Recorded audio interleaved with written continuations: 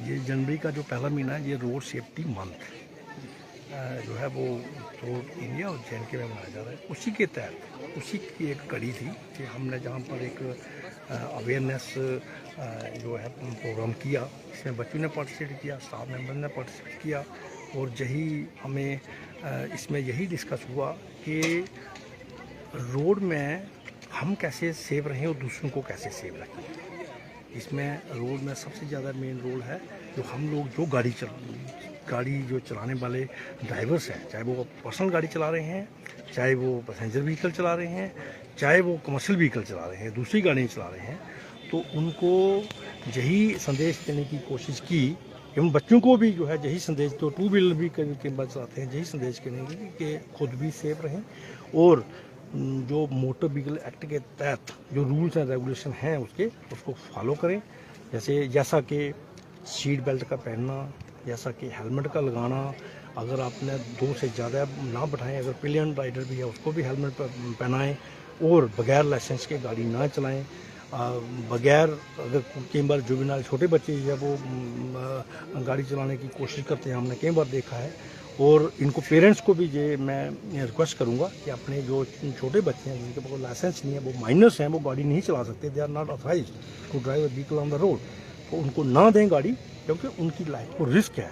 उनकी लाइफ को क्या रिस्क है, दूसरा जो चल रहा है वो उसके लिए भी एक रिस्क है।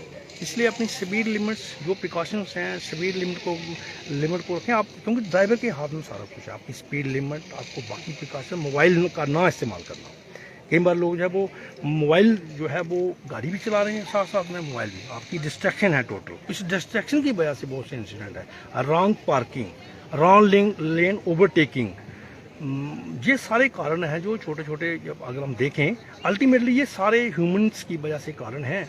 हालांकि रोड इंजीनियरिंग और बाकी मैकेनिकल फॉल्ट भी कई बार आता है, लेकिन मैक्सिमम जो मेजॉरिटी एक्सीडेंट हो रहे हैं ये हमारी ह्यूमन की वजह से है, केयरलेसनेस की वजह से। अगर हम उस चीज़ का, सभी चीज़ों का ध्यान रखें, उसका पालन करें, तो डेफिनेटली हमारे जो है वो रोड एक्सीडेंट जो है वो मिनिमम पॉसिबल लेवल पर आ सकते हैं। सर, एक आर्डर भी निकाला गया था जिस तरीके से जो इंस्टीट्यूट हैं, चाहे गवर्नमेंट इंस्टीट्यूट हैं, प्राइवेट है, कि जो माइनर बच्चे ड्राइव करते हैं तो उनको अलाउ नहीं किया जाए। बिल्कुल नहीं, बिल्कुल अलाउ नहीं क्या करना। ऑर्डर किया, ये मोटर व्हीकल एक्ट के तहत अलाउड ही नहीं है। वो माइनर बच्चा गाड़ी चला ही नहीं सकता, उसको लाइसेंस ही नहीं है, वो गाड़ी चलाने का ऑथराइज ही नहीं है। वो कैसे उसके पेरेंट्स को, क्योंकि उसमें अगर माइनर बच्चा ऑथराइज ही नहीं है, अगर इस किस्म का कोई है तो पेरेंट्स को जो है वो संज्ञान लेना है, उसमें पेरेंट्स की जो जिम्मेदारी बनती है। अगर आप किसी बंदे के पास लाइसेंस नहीं है, वो गाड़ी नहीं चला सकता, माइनर है नहीं चला सकता। तो अगर लाइसेंस के बाद चलाना, उसका नियमों का पालन कानून, जो नहीं चला सकता उसमें तो अब बिल्कुल ही अलाउड नहीं है। इसलिए मैंने रिक्वेस्ट किया था, प्रिंसिपल मैम से रिक्वेस्ट किया कि आप ये बच्चों को जो है अवेयरनेस इस किस्म के प्रोग्राम अपने कॉलेज में करते रहें, सो दैट कि इस चीज़ का जो असर जो है वो रोड पर दिखे, हमारा एक्सीडेंट जो है कम से कम हो और लाइफ का लॉस जहाँ हम हैंडीकैप की वर्क हो जाते हैं इसके एक्सीडेंट की वजह से, वो कम से कम। सर, यदि एक्सीडेंट होता है तो उसके बीच बचाव के लिए जो लोग आते हैं, कई बार वो कतराते हैं कि हमें जी एक महत्वपूर्ण सवाल है। नहीं, इसमें ऐसा नहीं है। पहले डेफिनेटली ये वाला नोशन था कि अगर एक्सीडेंट हो गया तो उसको कोई हाथ नहीं लगाता था। कोई भी आम आदमी जब आसपास से गुजरता था तो वो उसको एक्सीडेंट को, अगर कोई वहाँ पर किसी को जरूरत है शिफ्ट करने का, आज की डेट में जिसको भी एक्सीडेंट होता है, फर्स्ट आसपास जो कई बार गाड़ी इमीडिएटली पहुँच जाती है, दूसरी गाड़ी पहुँचती है, एम्बुलेंस पहुँचने में हो सकता है देरी लगे।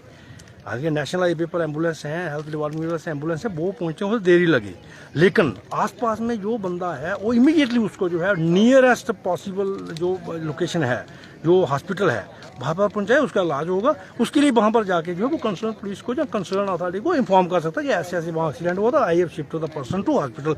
इसमें कोई उसको ये अप्रिशिएबल बात है। ये ऐसा नहीं है कि उससे ये नोशन बिल्कुल ही, आप को रिक्वेस्ट करूँगा कि आम आदमी को ये बोले, बिल्कुल अगर कहीं एक्सीडेंट होता है तो इमीडिएटली बंदे को शिफ्ट करके वहाँ पर जो है वो हॉस्पिटल में पहुँचाएँ, नियरेस्ट जो हॉस्पिटल है वहाँ पर पहुँचाएँ, ताकि फर्स्ट एड के बाद जो है वो नेक्स्ट जो है हॉस्पिटल की जरूरत है तो वहाँ पर पहुँचाया जा सकता है। सर, सुंदरबनी एरिया में ट्रैफिक एम्बुलेंस जो है एक खराब पड़ी हुई है, पुलिस स्टेशन के अंदर है, वो नहीं है, क्या मिलेगी? ट्रैफिक एम्बुलेंस इसमें कंसर्न डिपार्टमेंट से बात करेंगे। इसमें मैं ज़्यादा कुछ नहीं बोल सकता, लेकिन we will talk with the concern department कि जिसकी एम्बुलेंस है इसका संज्ञान वही ले सकते। सर, सुंदरबनी के अंदर जो जाम की स्थिति बनी रहती है, मगर ट्रैफिक विभाग की बात करें बहुत अच्छा कार्य करें, मगर जब वो एक तरफ से दूसरी तरफ जाती है ट्रैफिक बहुत जाम हो जाता है, उसके साथ बीच में गाड़ियां लगती है। क्या सुंदरबनी को भी रिकवरी बैन मिलेगी ताकि सुंदरबनी के जो लोग हैं जो वायलेशन करते हैं उनके खिलाफ कड़ी कार्रवाई हो सके? यस, रिकवरी बैन हमने सुंदरबनी और नौशहरा को एक दी है, ठीक है। जब जहाँ जरूरत होती है वहाँ लगाते हैं, वहाँ उसको इस्तेमाल भी करते हैं।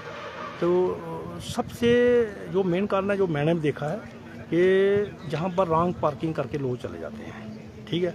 हालांकि उसके लिए कुछ पार्किंग स्पेस जो है कहाँ कहाँ है वो आइडेंटिफाई करने की जरूरत है, वो हम कंसर्न के साथ बात भी करेंगे। लेकिन जो है वो एक तो रॉन्ग पार्किंग ना करें, जहाँ पार्किंग प्लेस है वहाँ पर पार्किंग करें। और हालांकि रोड बीच में टाइट है, उसकी वजह से दोनों साइड चलना जो है कीमत देखने जाएगी। पीक आवर्स में खास करके जब छुट्टी होती है स्कूल में और जब स्कूल लगता है, जहाँ ऑफिस वगैरह लगते हैं, तब थोड़ा सा जाम दिखने को लगता है। लेकिन उसके लिए हमने जो कंसर्न हमारे जो ऑफिशियल्स हैं वहाँ डिप्लॉयड हैं, उनको हदायत देंगे प्रॉपर तरीके डिसिप्लिन के साथ मिलकर जो है उसको रेगुलेट करें। जी धन्यवाद।